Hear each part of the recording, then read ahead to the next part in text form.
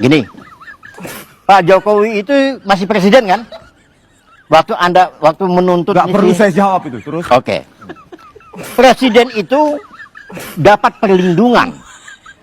Ya, Undang-Undang nomor 39 tahun 2012.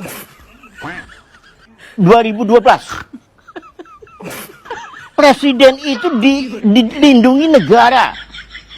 Dilindungi hukum. Itu undang-undang itu. Apa peraturan pemerintah, bukan undang-undang. Peraturan pemerintah.